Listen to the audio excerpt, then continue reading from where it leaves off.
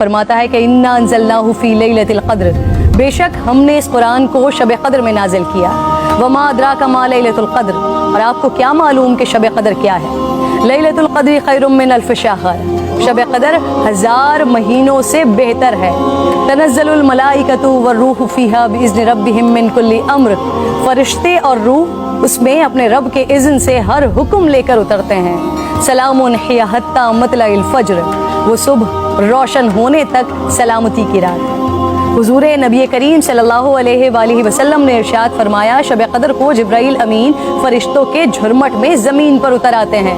वो हर उस शख्स के लिए दुआए मग़फ़िरत करते हैं जो खड़े बैठे किसी भी हाल में अल्लाह रब्बुल जलाल को याद कर रहा हो। हज़ारों महीनों से अफजल इस रात के अता करने के पीछे भी एक राज है।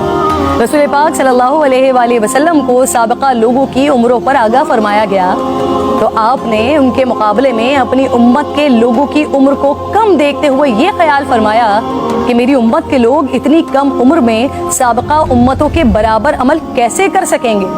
बस आप सल्लल्लाहु अलैहि वसल्लम को लैलतुल क़द्र अता फरमा दी, जो 1000 महीनों से अफजल रात है। लेकिन वो रात कौन सी है, इस अजीम रात को कहाँ तलाश किया जाए, इस पर रिसालत माब सल्लल्लाहु अलैहि वसल्लम ने फरमाया, लैलतुल क़द्र को रमज़ान के आखिरी अशरे की ताक रातों में तलाश करो। इस रात के मख्फी रखने में भी हिकमतें हैं नाज़रीन। अगर लैलतुल क़द्र को मख्फी न रखा जाता तो लोग बस उसी रात की इबादत पर इक्तफा कर लेते, और अगर किसी इंसान की वो रात इबादत से रह जाती तो शायद इस सदमे का इजाला मुमकिन न होता। एक वजह यह भी बताई जाती है कि अल्लाह ताला को बंदों का रात के औकात में जागना बेहद महबूब है।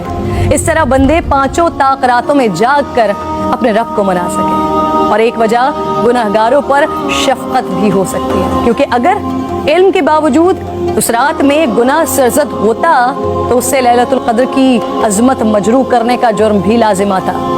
आप सल्लल्लाहु अलैहि वसल्लम ने फरमाया, जिस शख्स ने शब क़द्र में अजर व सवाब की उम्मीद से इबादत की, उसके साबिक़ा गुनाह माफ़ कर दिया जाता है। मेरी बात नाज़रीन बहुत तवील हो रही है, मैं बस आखिर में आज की रात तमाम मुसलमानों को हज़रत बहलूल दाना का एक वाक़या सुनाना चाहती हूँ, जिसके बाद शायद कहने को फिर कुछ नहीं रह जाता। एक दिन बहलूल बाज़ार में बैठे थे। किसी शख्स ने पूछा, क्या कर रहे हैं? आपने फरमाया, अल्लाह रब्बुल जलाल और बंदों की सुलह करवा रहा हूँ। उस शख्स ने पूछा, फिर क्या बना? आपने फरमाया, अल्लाह तो मान रहा है, बंदे नहीं मान रहे। अल्लाहु अकबर। फिर कुछ अरसे बाद उसी शख्स ने हज़रत बहलूल दाना को कब्रिस्तान में देखा तो पूछा, क्या कर रहे हैं? बहलूल ने फरमाया, अल्लाह और बंदों की सुलह करवा रहा हूँ। उस शख्स ने पूछा, फिर क्या बना? आपने फरमाया कि बंदे तो मान रहे हैं, लेकिन आज अल्लाह नहीं मान रहा। आँख बंद होने से पहले मना लें उस रब को। मेरी इल्तिजा है, मेरे हक में भी दुआ